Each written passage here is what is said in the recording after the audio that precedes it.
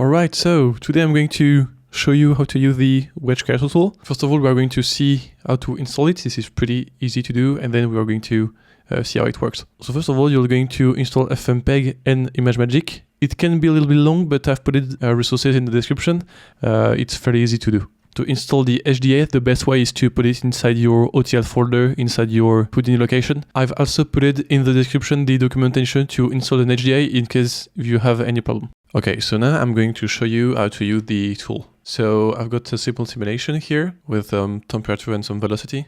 If I run the system, we can see that we've got some temperature. And so now what I want to do is create some wedges for my temperature and my velocity. So I'm going to create the Wedge Creator tool. We're going to dive inside and we can see that we already have a node here that we can duplicate and modify for our wedges. So what I can do, for example, is I can put 3 wedges for my temperature here.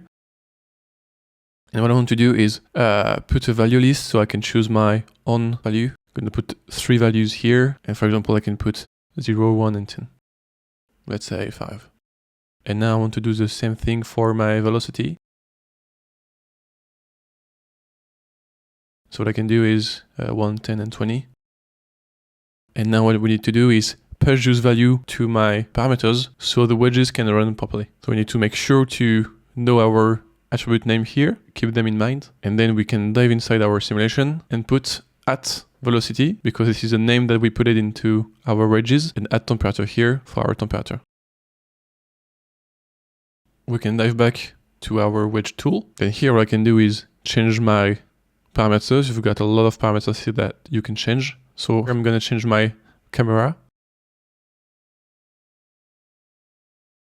Keep in mind that if you want to change the resolution here, you need to change the resolution inside the camera. So here, for example, I can put 720 and 720 to have a box type aspect ratio, and I can change my focal length. You can obviously put your own camera, but be sure to plug one camera at least so the wedge tool can run. So here I can change some parameters. For example, I can change the name here. Your wedge type and wedge version determine your folder name and your file name. So if you want to run another wedge with different parameters, you will need to change your wedge version or your wedge type to avoid to write on top of the already existing wedge.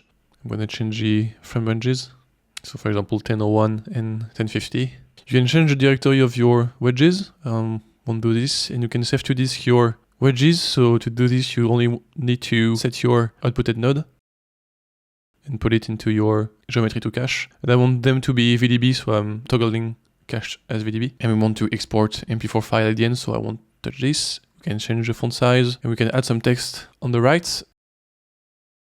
Everything in the left part of the viewport will be dedicated to our wedges. You can change the scene display option, and then you can run wedge. So if you didn't save before, it will show you this message. So you can save and continue, and it will automatically update your wedge's name in the upper left of your viewport. You can track the progression of the wedges inside the top network. So you can see here the progression of your wedge. So I'm going to let it run and we're going to see how it looks. So now that our wedges are done, we can dive inside our heap file location. And normally if you didn't change the path location, it should be inside the wedge folder. And so here we've got different folders. We've got the prev file that contain the JPEG sequences.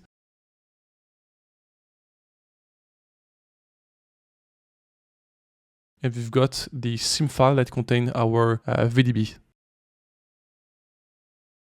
And we obviously have our MP4 file that contains everything with wedge, so with the temperature and velocity value that we have in the upper left of our wedges. And so here we can compare and select the wedge that we want. One thing that I didn't mention is you can create your own wedge node here, but what you'll need to do is toggle preserve wedge number and export from environment. You've got a lot of stuff you can do in wedges. You can do range here, random samples here. You can even create a color wedge here. So for example, I want to name this color. I want this to be load vector, random sample, and I want not to be a value list. I want to be a range. I dive inside my example geometry, get a color. We can assign these to color X at color Y, color Z. Okay, and it will sample our wedge here. And yeah, that's it. Thank you for downloading my tool. This was a lot of work to do. So if you have any requests or any advices to make it better, you can send me a mail at this address. I hope it will be useful and I hope to see you in a future video. Bye.